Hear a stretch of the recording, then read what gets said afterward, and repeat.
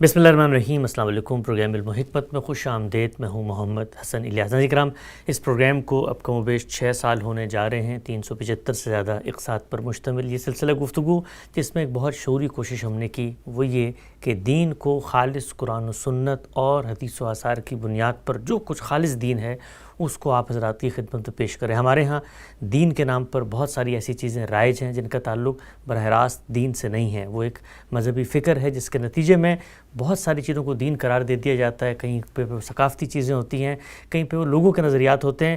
خدا کا دین خالص قرآن و سنت کی بنیاد پہ پیش کرنے کے لیے دنیا نیوز کے اس پلیٹ فارم سے ہماری یہ کوشش جاری ہے، اور ہم اس اعادے کے ساتھ ہر دفعہ بیٹھتے ہیں کہ لوگوں کو فرقہ وارانہ تعصبات سے بالاتر ہو کے خالص دین کی اور دین سے متعلق جو بھی توضیحات ہیں غامدی صاحب سے طلب کریں گے اور آپ لوگوں کی خدمت میں پیش کریں گے۔ آغاز کرتے ہیں حسب سابق ہمارے ساتھ تشریف فرمائیں جناب جاوید احمد غامدی صاحب۔ السلام علیکم غامدی صاحب۔ وعلیکم السلام۔ ہم سے بہت شکریہ آپ کے وقت کا۔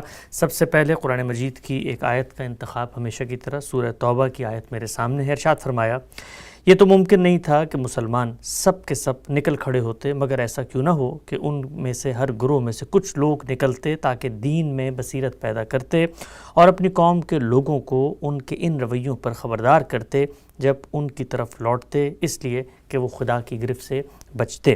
اس کی تفسیر میں غام صاحب نے لکھا ہے، یہ وہ اہتمام ہے جو اللہ تعالیٰ نے ان لوگوں کی اصلاح اور تعلیم و تربیت کے لیے تجویز فرمایا ہے جو دور دراز کے علاقوں میں رہنے کی وجہ سے رسول اللہ صلی اللہ علیہ وسلم کی ہی حیات بھی آپ سے براہ راست استفادہ نہیں کر سکتے تھے۔ بالبداہت واضح ہے کہ یہی اہتمام آپ کے دنیا سے رخصت ہو جانے کے بعد بھی ہونا چاہیے۔ چنانچہ ارشاد ہوا ہے کہ سب مسلمانوں کے لیے تو یہ ممکن نہیں ہے، لیکن ان کی ہر جماعت میں سے کچھ لوگوں کو لازماً اس مقصد کے لیے نکلنا چاہیے کہ وہ دین کا علم حاصل کریں اور اپنی قوم کے لیے نذیر بن کر اسے آخرت کے عذاب اور خدا کی گرفت سے بچانے کی کوشش کریں۔ یہ غور کیجئے تو بے نہیں وہی کام ہے جو اللہ کے نبی اور رسول اپنی قوم میں کرتے ہیں۔ اس سے معلوم ہوا کہ نبی صلی اللہ علیہ وسلم سے دعوت و انذار کا کام آپ کے بعد اس امت کے علماء کو منتقل ہوا ہے، اور ختم نبوت کے بعد یہ ذمہ داری اب قیامت تک انہی کی ہے۔ ہم سب قرآن مجید میں یہ وہ مقام ہے جہاں پر دین کا علم تخصص کے ساتھ، تفقہ کے ساتھ حاصل کرنا اور پھر علماء کی جو ذمہ داری ہے اس کو بیان کیا گیا ہے۔ کیسے دیکھتے ہیں اس آیت کو، اور اس کے حاصلات کیا ہیں، اسباق کیا ہیں؟ کیا دین یہ چاہتا ہے کہ اس کو بیان کرنے والے لوگ پہلے اس میں تفقہ پیدا کریں، اسپیشلائزیشن پیدا کریں، ہر ایرا غیرہ اٹھ کر دین کی اس طریقے سے تعلیم اور تربیت کا کام نہ کریں؟ یہ بڑی اہم آیت ہے، اور افسوس ہے کہ زیادہ توجہ حاصل نہیں کر سکی۔ اللہ تعالیٰ کے پیغمبروں نے ہم کو دین دیا ہے۔ دین نام ہی اس چیز کا ہے کہ اللہ تعالیٰ انسانوں میں سے کچھ لوگوں کو منتخب کر کے ان کے ذریعے سے اپنی ہدایت پہنچاتا ہے۔ جی، ہمیں یہ بتایا گیا ہے کہ پیغمبری کا یا نبوت کا یہ سلسلہ آدم علیہ السلام ہی سے شروع کر دیا گیا تھا، یعنی اللہ تعالیٰ نے اس میں وقفہ نہیں ڈالا۔ چنانچہ انسان کی فطرت میں جو دین ودیت ہے اس کا ظہور سیدنا آدم کی شخصیت میں بھی ہوا ہوگا، بعد کے پیغمبروں کے ہاں بھی ہوا ہوگا، لیکن پہلے دن سے یہ اہتمام کر دیا گیا کہ جو ظہور انسان کی فطرت سے ہو، اللہ کی ہدایت کی روشنی میں اس کو صحیح رہنمائی مل جائے۔ ٹھیک۔ چنانچہ تمام پیغمبر اللہ کی یہ ہدایت لے کے آتے رہے، لوگوں تک پہنچاتے رہے، یہاں تک کہ محمد الرسول اللہ صلی اللہ علیہ وسلم پر نبوت کا خاتمہ ہو گیا۔ ٹھیک۔ اس کے ساتھ ہی اسلام کی تاریخ بھی پایہ تکمیل کو پہنچ گئی۔ اچھا، یعنی اسلام کی تاریخ سیدنا آدم سے شروع ہوئی، وہ اصل میں پیغمبروں کی تاریخ ہے، اور رسالت مآب صلی اللہ علیہ وسلم پر جب نبوت ختم ہوئی تو یہ تاریخ بھی گویا پایہ تکمیل کو پہنچ گئی۔ اعلان کر دیا گیا کہ الیوم اکملت لکم دینکم واتممت علیکم نعمتی ورضیت لکم الاسلام دینا۔ ٹھیک۔ اللہ تعالیٰ نے فرمایا میں نے آج اپنا دین مکمل کر دیا ہے، یعنی جو دین تمہیں دینا شروع کیا تھا وہ پایہ تکمیل کو پہنچ گیا ہے۔ یہ میری نعمت تھی، میں نے یہ نعمت تمہاری فطرت میں بھی ودیت کی ہے، پیغمبر اس نعمت کو تم تک پہنچاتے رہے ہیں، یہ اتمام کو پہنچ گئی ہے، یعنی میری نعمت پوری ہو گئی ہے۔ اب اس میں کوئی چیز رہ نہیں گئی جس کے لیے تم کسی اور طرف دیکھو یا کسی اور چیز کی تمنا کرو۔ ٹھیک۔ اور یہ بتا دیا کہ رضیت لکم الاسلام دینا، میں نے تمہارے لیے جو دین پسند کیا ہے وہ قیامت تک اسلام ہے. یعنی وہ پہلے بھی اسلام تھا، وہ اب قیامت تک یہی اسلام رہے گا. یہ ہدایت جب پیغمبروں کے ذریعے سے پائے تکمیل کو پہنچ گئی، پوری طرح دے دی گئی، تو رسالت میں آپ صلی اللہ علیہ وسلم اپنے پیچھے کیا چھوڑ کر گئے؟ وہ سنت جو آپ نے جاری کر دی، جس پر ہم عمل پیرا ہوتے ہیں، نماز پڑھتے ہیں، روزہ رکھتے ہیں، حج و عمرہ کرتے ہیں، اعتکاف میں بیٹھتے ہیں، اسی طرح عبادات ہیں، تطہیر بدن کی بعض چیزیں ہیں. یہ جتنا اہتمام ہے یہ حضور نے ہمیں سکھایا، پیغمبروں نے سکھایا، اور اس کو گویا ہم اپنے لیے اب گویا مسلمانوں کے طریقے کے طور پر اپنائے ہوئے ہیں. اس کے ساتھ بہت بڑی نعمت، بڑی غیر معمولی نعمت، اللہ کی کتاب. اللہ کی کتاب جو گویا ہمارے لیے وہ تمام حدود متعین کر دیتی ہے جن میں ہم کو دین سمجھنا ہے، جن کے اندر دین کا فہم حاصل کرنا ہے، اور جس کے حدود اربعی سے باہر ہمیں ہر چیز کو نظر انداز کر کے اس کتاب ہی پر اپنے فکر کی بنیاد رکھنی ہے. تو اللہ کی کتاب قرآن مجید، رسالت مآب صلی اللہ علیہ وسلم کی سنت، یہ دونوں چیزیں ہیں جو اللہ کے پیغمبر نے اپنے پیچھے چھوڑی ہیں. اس کے بعد ظاہر ہے کہ یہ امت ہے، قیامت تک لوگ اس میں ایمان لا کے شامل ہوتے رہیں گے. جو لوگ ایمان لا چکے ہیں، دنیا کے عام قاعدے کے مطابق وہ اپنی اولاد تک یہ دین پہنچائیں گے. ان کی اولاد بھی اسی دین کے ماننے والوں کی حیثیت سے دنیا میں زندگی بسر کرے گی.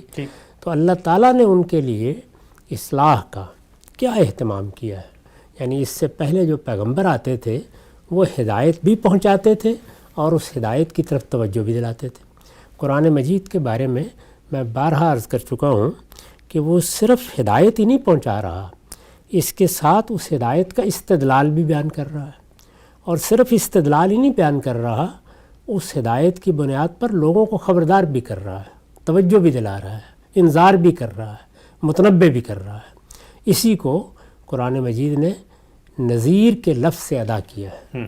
یعنی یہ قرآن مجید نذیر للعالمین ہے، پوری دنیا کے لیے اللہ کی طرف سے خبردار کرنے کا ذریعہ ہے.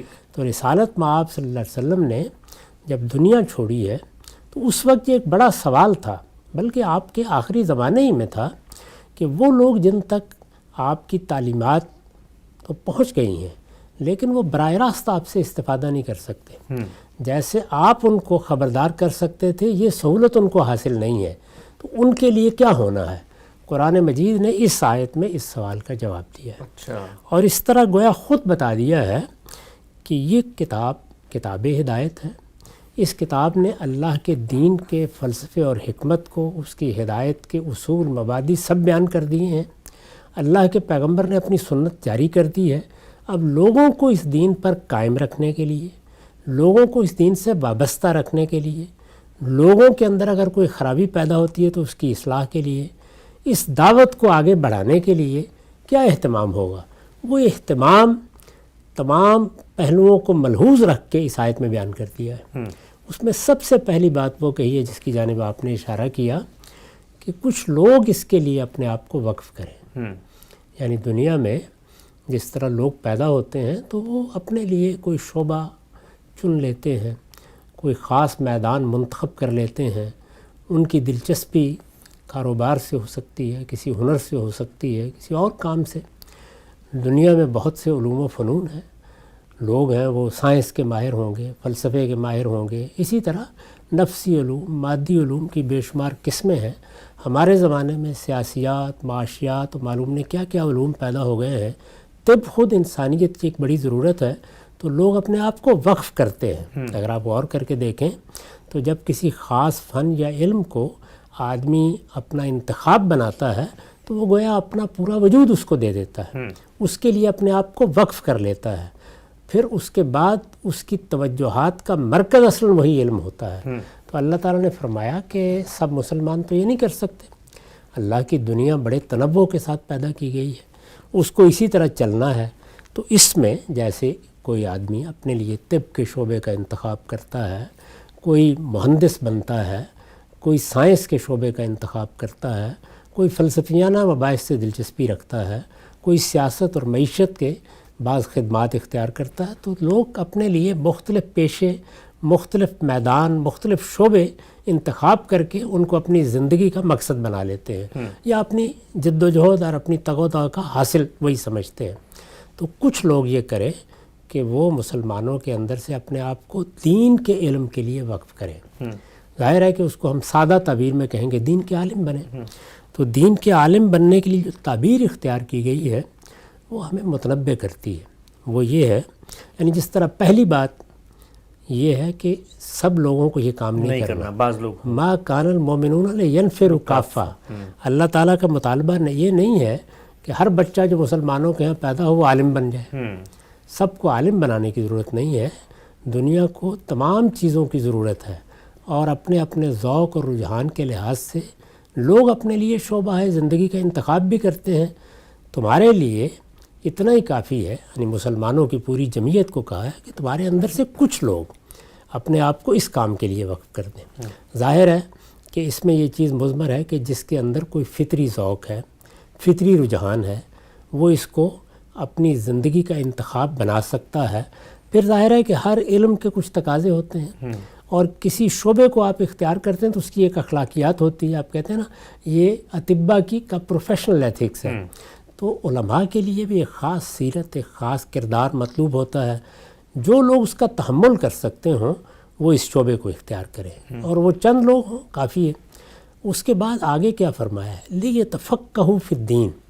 یہ نہیں ہے کہ آپ نے 2-4 کتابیں پڑھ لیں، آپ نے کچھ تھوڑا بہت جہاں تہاں سے چیزوں کو سن لیا، نہیں، آپ دین کی وہ بصیرت حاصل کریں جو آخری درجے کی بصیرت ہو، اپنی استعداد کے مطابق۔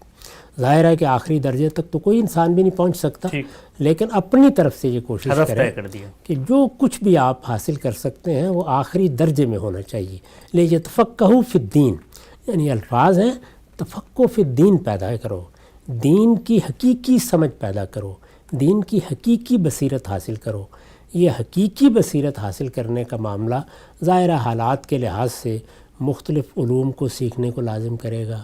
یہ بتائے گا کہ کیا کیا چیزیں ہیں جو انسان کے علم میں ہونی چاہیے، کن چیزوں کی طرف اسے رجوع کرنا چاہیے، اپنے پس منظر کے لحاظ سے کن چیزوں کو دیکھنا چاہیے۔ تو یہ تمام چیزیں گویا اس کے لوازم کی حیثیت رکھتی ہیں۔ جس چیز کی طرف توجہ دلانا مقصود ہے وہ یہ ہے کہ یہ کام وہ کریں، اور کس طرح کریں، مدینے میں آ کے کریں۔ اچھا، یعنی رسالت مآب صلی اللہ علیہ وسلم کی صحبت میں آ کے کچھ وقت گزاریں، وہاں یہی الفاظ ہیں۔ تو اس سے یہ بھی معلوم ہوا کہ علم باقاعدہ طریقے سے حاصل کرنا ہے، یہ چلتے پھرتے ہیں، یعنی یہ جس طرح روایت علم کی قائم ہوگی، اس وقت اللہ کا پیغمبر موجود تھا، ان کے بعد بھی ظاہر علم کی یہ روایت پیدا ہوگی، تو پھر ان لوگوں کے پاس جا کے ان کی صحبت میں رہ کے سیکھا جائے جو اس روایت کو لے کر چل رہے ہوں۔ تو اس طریقے سے دین کی حقیقی بصیرت کی طرف توجہ دلائی، اور پھر فرمایا کہ جب وہ وہاں سے لوٹیں، یعنی یہ علم حاصل کر لیں، دین میں بصیرت پیدا کرنے میں کامیاب ہو جائیں، اللہ ان پر عنایت فرمائے، وہ اللہ کی اس عنایت سے بہرہ یاب ہوں، تو پھر وہ لوٹیں اور اپنی قوموں کو جا کر انذار کریں، یعنی خبردار کریں۔ اس طرح گویا اللہ تعالیٰ نے یہ بتا دیا کہ اس کی طرف سے جو اہتمام ہے وہ یہ اہتمام، دین کے علماء ہوں گے، دین کے علماء سچی بصیرت پیدا کریں گے، دین کو اس طرح سیکھیں گے جس طرح سیکھنے کا حق ہے، ان لوگوں سے سیکھیں گے جو رسالت مآب صلی اللہ علیہ وسلم سے اس روایت کو لے کے آگے چل رہے ہیں۔ جب وہ اس کو سیکھ لیں گے تو ان کو کیا کام کرنا ہے، ان کو اپنی قوموں کو خبردار کرنا ہے، یعنی کوئی سیاست نہیں کرنی، کوئی لوگوں کے اوپر داروغہ نہیں بننا، ان کو انذار کرنا ہے، خبردار کرنا ہے۔ تو اس سے یہ بات واضح ہو گئی کہ ہماری امت کے لیے اصلاح کا کیا طریقہ خود اللہ پروردگار عالم نے تجویز فرمایا ہے، چنانچہ اسی طریقے کو محکم پکڑنا چاہیے۔ یہ بات پچھلی تاریخ کے اوپر بھی اگر نظر ڈال کے دیکھیں تو واضح ہو جاتی ہے کہ اگر اس سے انحراف کر کے کوئی طریقہ اختیار کیا گیا ہے، مثال کے طور پر جب دین کے ساتھ تصوف کا پیوند لگایا گیا تو اس میں پیر مرید پیدا ہو گئے، یہ دین کے لیے، دین کی روایت کے لیے اور اللہ تعالیٰ کے ارشادات کے لیے ایک اجنبی چیز ہے۔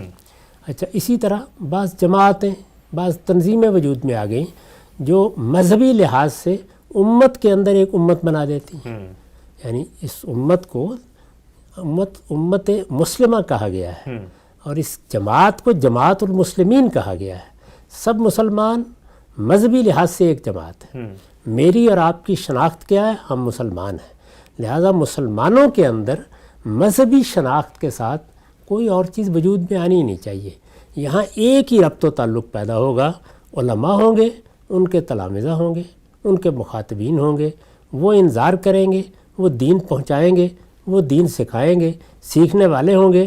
گویا وہی بات ہوگی جو رسالت مآب صلی اللہ علیہ وسلم نے فرمائی کہ خیرکم من تعلم القرآن وعلمہ. تم میں سے بہترین لوگ وہی ہیں جو اللہ کی کتاب کو سکھا رہے ہوں، اللہ کی کتاب کو سیکھ رہے ہوں. تو اس طرح گویا مسلمان امت کے بارے میں یہ واضح کر دیا گیا کہ نہ اسے پیری مریدی میں ڈھلنا ہے، نہ اسے کسی کے سامنے زانوِ تلمس طے کرنے کے سوا کوئی اور تعلق اس سے پیدا کرنا ہے. یہ معلم اور متعلم کا تعلق ہے جس کے ساتھ لوگوں کو زندگی بسر کرنی ہے. سکھانے والے اس درجے کے ہونے چاہیے، سیکھنے والی پوری امت ہے. اور اس امت کی شناخت کیا ہے؟ وہ جماعت المسلمین ہے. اس کی شناخت کیا ہے؟ وہ امت مسلمہ ہے. یعنی مذہبی حیثیت سے وہ جماعت جس کا مجھے حصہ بننا ہے، مذہبی حیثیت سے وہ جماعت جو میری شناخت بنتی ہے، وہ اللہ تعالیٰ نے بتا دیا کہ وہ کون سی امت ہے اور وہ کون سی جماعت ہے. اس کے اندر اب جماعتیں بنانا، اس کے اندر مذہبی بنیاد پر تنظیمیں قائم کرنا، اس کے اندر کوئی نئی شناختیں پیدا کرنا، اس کے اندر نئے افراد کے ایسے حلقے بنانا کہ جس میں وہ پیغمبر کی بجائے مرجع بن جائیں، اس کی کوئی گنجائش ہی نہیں ہے. یعنی اللہ کے پیغمبر کے ساتھ ہماری محبت اور ہماری عقیدت وہ دین کا تقاضا بن گئی. اللہ پروردگار عالم کی توحید کے ہم علمبردار ہو گئے. اللہ کی کتاب ہمارے پاس موجود ہے. اللہ کے پیغمبر کی سنت اس امت کے اندر اجماع اور تواتر سے جاری ہے، اور علماء ہیں جن سے ہم دین سیکھتے ہیں، اور جس کے بارے میں مطمئن ہو جاتے ہیں اس سے سیکھتے رہتے ہیں. اطمینان نہیں ہوتا، کسی دوسرے سے سیکھنا شروع کر دیتے ہیں. نہ یہاں کوئی تقلید ہے، نہ یہاں کوئی تکفیر ہے. تو اللہ تعالیٰ نے جو راستہ بیان کیا وہ یہ راستہ ہے.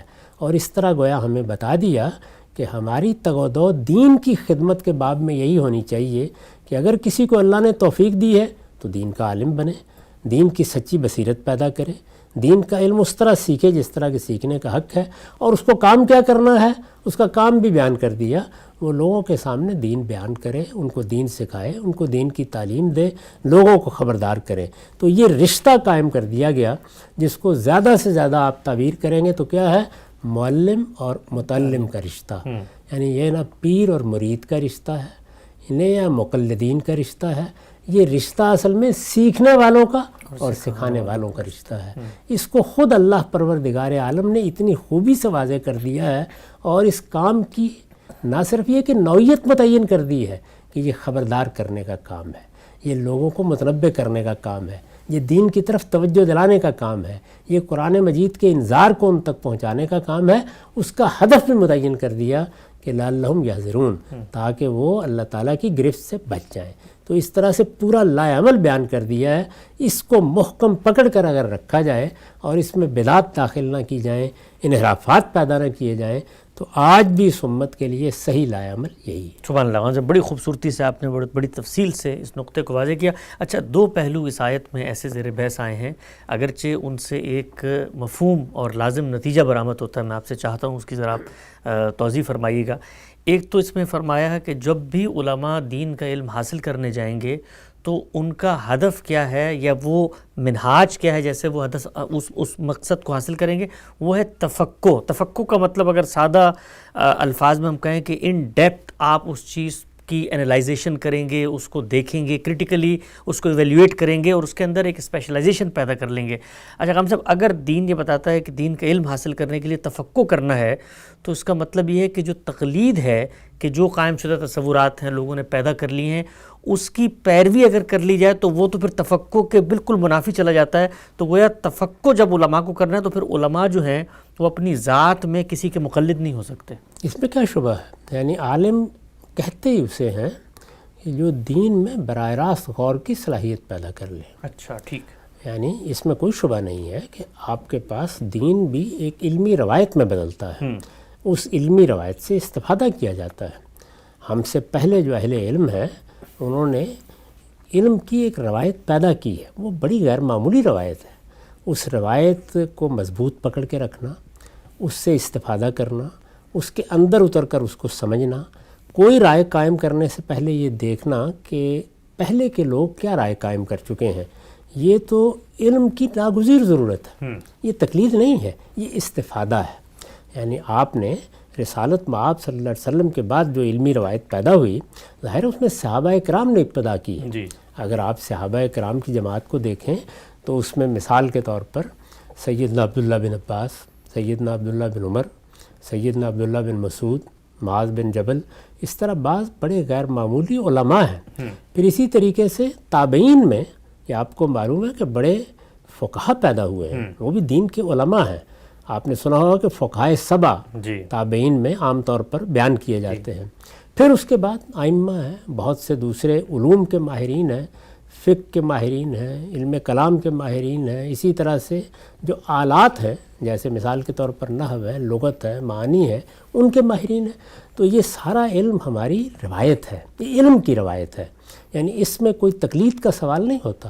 اس علم کی روایتی سے اصل میں ہم آگے بڑھتے ہیں، اس کو ہضم کرتے ہیں، اس پر غور کرتے ہیں، اس سے استفادہ کرتے ہیں، اس کے اندر اترتے ہیں، اس سے اس تک رسائی کی مہارت پیدا کرتے ہیں، اور اس کے بعد دین کہاں سے سمجھنے کی کوشش کرتے ہیں؟ اسی اللہ کی کتاب سے، پیغمبر کی سنت سے۔ اور اگر آپ کا علم منتقل ہوا ہے آپ کے ارشادات میں تو اس پر غور کر کے۔ تو جب دین کا یہ علم ہمیں حاصل ہو جاتا ہے تو اس کے بعد یہ عمل رکتا نہیں ہے، یہ فقہ و تدبر کا منہاج ہے۔ یعنی اس منہاج کو میں ہمیشہ اسی لفظ سے ادا کرتا ہوں کہ مسلمان امت نے جس منہاج کی بنیاد رکھی تھی رسالت مآب کے بعد، وہ فقہ و تدبر کا منہاج ہے، وہ اسی آیت کے امتثال میں رکھی گئی ہے۔ یعنی ہم دین پہ غور کریں گے، ہم ہر چیز کو اس کے اندر اتر کر سمجھیں گے۔ ہمارے سامنے کوئی شخص بھی کوئی بات بیان کرے گا تو ہم فقہ و تدبری کے ساتھ اس کو رد و قبول کے مرحلے سے گزاریں گے۔ تو یہ منہاج طے کر دیا گیا ہے، اس میں لفظ وہی استعمال کیے لیتفقہوا فی الدین۔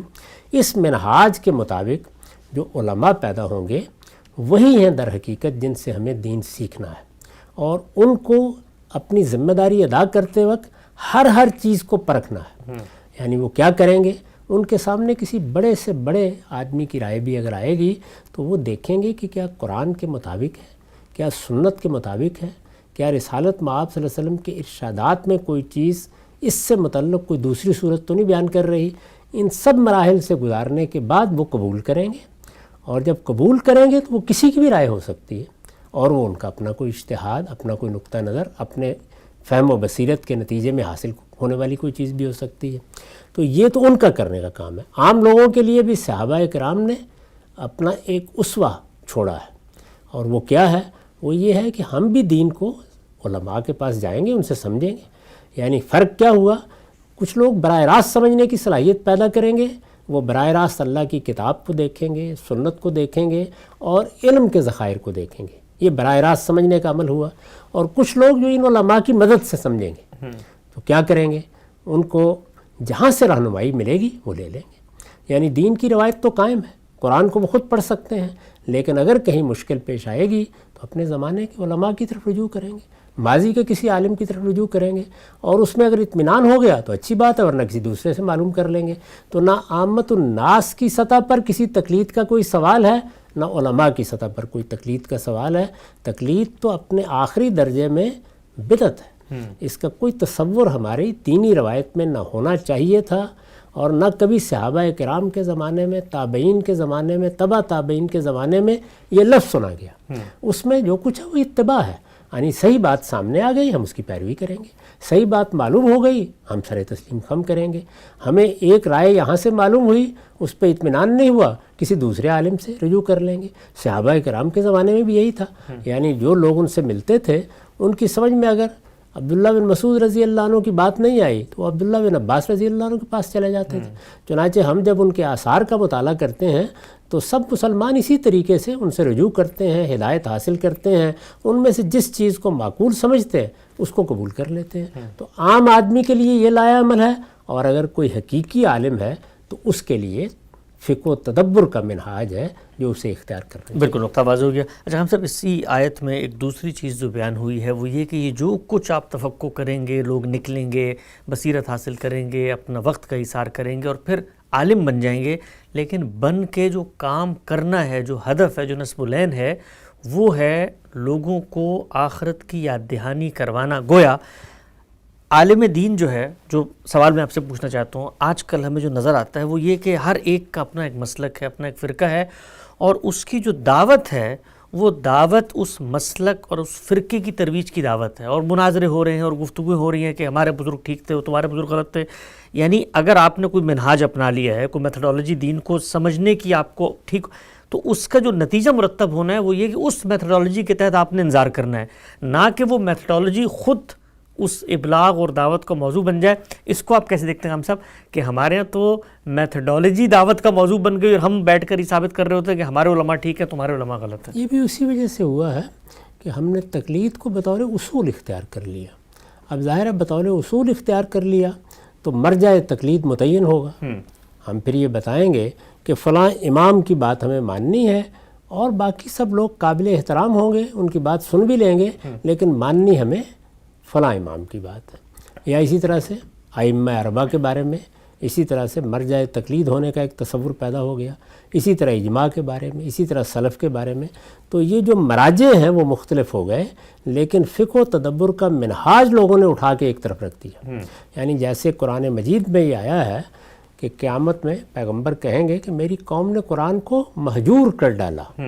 گویا قرآن مجید کو الگ کر کے رکھ دیا، قرآن مجید ان کا مرجع نہیں رہا، قرآن مجید ان کا ماخذ نہیں رہا. انہوں نے قرآن مجید کے انذار کو، اس کی ہدایت کو نظر انداز کر دیا. بالکل یہی معاملہ ہے جو ہمارے ہاں ہوا. یعنی ہم نے یہ طریقہ اختیار کر لیا کہ اب ہم نے کسی سے وابستہ ہونا ہے. وہ افراد کا کوئی مجموعہ بھی ہو سکتا ہے، وہ کوئی فرد بھی ہو سکتا ہے، جبکہ جو تعلیم ہمیں دی گئی تھی وہ یہ کہ ہمیں اللہ کی کتاب سے وابستہ ہونا ہے، اللہ کے پیغمبر سے وابستہ ہونا ہے. یعنی ہمارے لیے مرجع تقلید اگر کوئی ہے تو اللہ کا پیغمبر ہے، اور اللہ کے پیغمبر کی بات تک پہنچنے کے لیے علماء کو براہ راست جدوجہد کرنی ہے، اور عام لوگوں کو علماء کی وساطت سے ان کی رہنمائی میں یہ جدوجہد کرنی ہے. اور وہ ہرگز اس کے پابند نہیں ہے کہ میری یا آپ کی بات سنیں یا فلاں اور فلاں کی بات سنیں. نہیں، جس عالم سے انہیں اطمینان ہوتا ہے اس کی بات سنیں اور اس کی بنیاد پر دین کو براہ راست اللہ کی کتاب سے جانیں. صرف رہنمائی چاہیے ہوتی ہے، یعنی ان کے لیے رہنمائی میں سمجھنا ضروری ہے، اور عالم براہ راست اپنے علم کی بنیاد پر اللہ کی کتاب سے رجوع کرتا ہے. وہ بھی مختلف اہل علم کی رہنمائی حاصل کرتا ہے، اور حاصل کرنی چاہیے، اس لیے کہ فوق کل ذی علم علیم. تو اس چیز کا لحاظ کر کے عاجز بندے کی جگہ پہ کھڑے ہو کے ہمیشہ دین کی روایت سے استفادہ کرنا چاہیے. استفادہ، اتباع، اہل علم سے فائدہ حاصل کرنا یہ الگ چیز ہے، اور تقلید بالکل الگ چیز. نقطہ بالکل واضح ہو گیا. قرآن مجید کی اس آیت پر بڑی سیر حاصل گفتگو کی ہم نے استفادہ کیا. آگے بڑھاتے ہیں سلسلہ گفتگو کو. رسالت پاک صلی اللہ علیہ وسلم کے ارشادات، دین کی شرح و وضاحت، اس کی تفہیم و تبیین، اسی کے اطلاقات کو آپ صلی اللہ علیہ وسلم نے پوری زندگی واضح کیا، اور بہترین علم و عمل کی روایت پیدا ہوئی. ہم سب ابو ہریرہ رضی اللہ تعالیٰ عنہ سے مروی ہے کہ رسول اللہ صلی اللہ علیہ وسلم نے فرمایا، بہت دلچسپ روایت ہے، صدقہ دینے سے کوئی مال کبھی کم نہیں ہوتا. جو بندہ معاف کر دے اللہ اس کی عزت بڑھاتا ہے، اور جو اللہ کی خاطر عاجزی اختیار کرے اس کا صلہ یہی ہے کہ اللہ اس کا درجہ بلند کر دیتا ہے. اس حدیث میں 3 باتیں بیان ہوئی ہیں. مال دینے سے بظاہر کم ہوتا ہے، رسول اللہ نے فرمایا کم نہیں ہوتا، بڑھتا ہے. اس کے بعد معاف کرنے سے بندہ جو ہے بالعموم دبا ہوا لگتا ہے، لیکن رسول اللہ صلی اللہ علیہ وسلم نے فرمایا کہ نہیں، معاف کرنے سے عزت بڑھتی ہے. اور تیسری چیز فرمائی ہے کہ عاجزی جو ہے وہ تمہیں بلند کر دیتی ہے، اور عاجزی اختیار کرنے والے کا درجہ بلند ہوتا ہے. بظاہر عاجزی اختیار کرنے والا جھک رہا ہوتا ہے. تو جو 3 ہمیں حسی چیزیں نظر آ رہی ہوتی ہیں تینوں اعمال سے، ارشاد پاک صلی اللہ علیہ وسلم نے ان سے متضاد نتائج بیان کیے ہیں اس روایت میں. یہ اصل میں ان کی حقیقت واضح کی ہے. یعنی دنیا میں اگر تم دنیا کے زاویے سے دیکھو تو تمہیں چیزیں ایک طرح سے نظر آئیں گی. ان کی حقیقت، ان کے مال اور ان کے انجام کے لحاظ سے دیکھو تو تمہارا زاویہ نگاہ بالکل تبدیل ہو جائے گا. اور یہی در حقیقت وہ چیز ہے جس کو ہمارے زمانے کے ایک عارف نے اس طرح بیان کیا کہ زندگی آخرت رخی ہونی چاہیے. یعنی تمہارے سامنے اصلاً آخرت ہو. قرآن مجید نے اسی بات کو اس طرح بیان کی ہے کہ بل توسرون الحیات الدنیا، تم اس دنیا کی زندگی کو ترجیح دے بیٹھتے. والآخرۃ خیر و ابقیٰ. ہمارے دین میں اس میں کوئی حرج کی بات نہیں ہے کہ دنیا آپ کی تگ و دو کا مرکز بنی ہوئی ہے، آپ کما رہے ہیں، آپ دولت مند ہیں. یہاں سلیمان و داؤد کی بادشاہیاں رہی ہیں. ان میں سے کوئی چیز بھی ایسی نہیں جس کو مذمت کا ہدف بنایا جائے۔ اصل چیز کیا ہے؟ وہ ہے دنیا ترجیح نہیں بننی چاہیے۔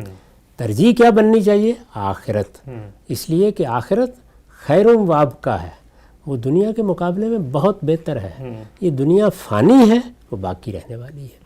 تو اللہ کے پیغمبر اسی چیز کی تعلیم دیتے ہیں، یعنی ان کی ساری دعوت کا ہدف یہ ہے۔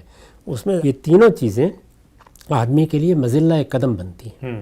یعنی اگر غور کر کے دیکھیں تو دوسری جو دو چیزیں ہیں وہ ہماری انا کو چیلنج کرتی ہیں، اور جو پہلی چیز ہے وہ مال کے ساتھ ہماری محبت کا امتحان بن جاتی ہے۔ تو یہ چیزیں ہیں جن میں دنیا میں انسان زندگی بسر کرتا ہے، یعنی مال کی محبت، مال حاصل کرنے کی تغودو، مل جائے تو اس کو سمیٹ کر رکھنا، یہ انسان کی فطرت میں ایک حد تک ودیعت ہے۔ تو ان چیزوں کو اگر اس طرح سے مظلہ قدم بنا لیا گیا تو پھر انسان پابرجا نہیں رہ سکے گا۔ تو رسول اللہ نے بتایا کہ ان کی حقیقت کو دیکھو، ان کے مال اور انجام کو دیکھو، اور یہ دیکھو کہ آخرت میں نتیجہ کیا نکلے گا۔ جو مال یہاں تم سمجھ رہے ہو کہ کم ہو رہا ہے، وہ حقیقت میں اللہ کے یہاں بڑھ رہا ہے۔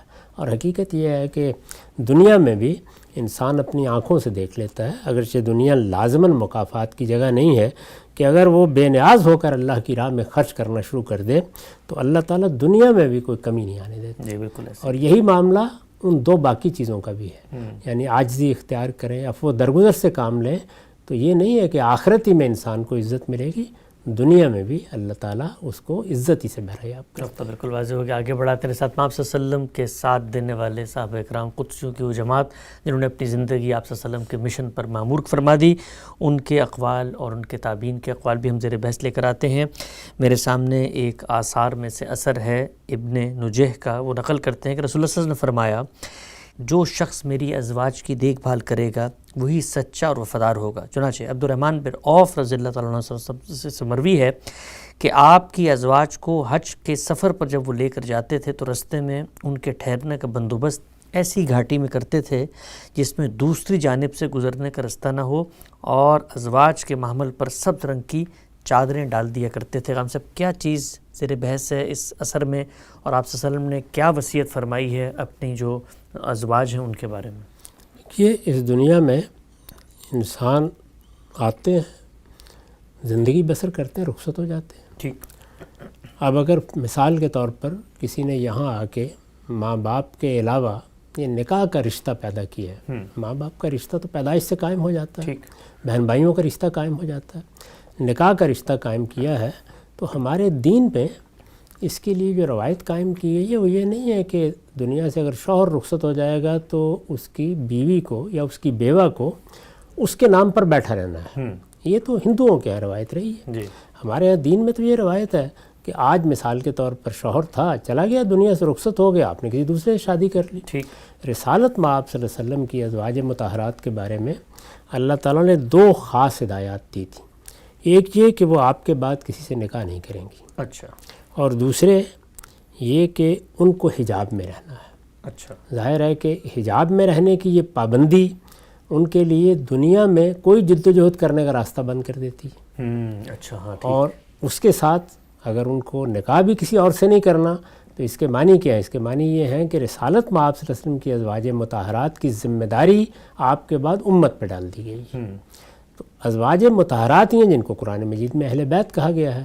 چنانچہ رسالت میں آپ صلی اللہ علیہ وسلم نے بار بار لوگوں کو توجہ دلائی کہ اذکرکم فی اہل بیتی، میں اپنے اہل بیت کے بارے میں تمہیں نصیحت کرتا ہوں، توجہ دلاتا ہوں، تمہیں تذکیر کرتا ہوں، کیونکہ اب یہ تمہاری ذمہ داری ہے۔ باقی لوگ تو اپنے طریقے پہ زندگی بسر کریں گے، لیکن میری ازواج کا معاملہ یہ ہے کہ ان کی تمام ذمہ داری تم کو اٹھانی ہے۔ جیسے کہ اس روایت میں یا اس اثر میں بیان ہوا کہ حج کے لیے جانا ہے تو ان کے کسی بیٹے نے نہیں جانا، ان کے کسی بھائی نے نہیں جانا، اگر وہ ہوں گے تو ضرور جائیں گے، لیکن پوری امت کی ذمہ داری ہے کہ ان کو اسی طرح احترام اور عزت کے ساتھ لے جائے، ان کی ضروریات پوری کی جائیں، ان کو کسی کے سامنے ہاتھ پھیلانے کی ضرورت پیش نہ آئے، اور وہ اسی وقار کے ساتھ رہیں جس طرح کے پیغمبر کی ذات کے ساتھ وقار وابستہ تھا۔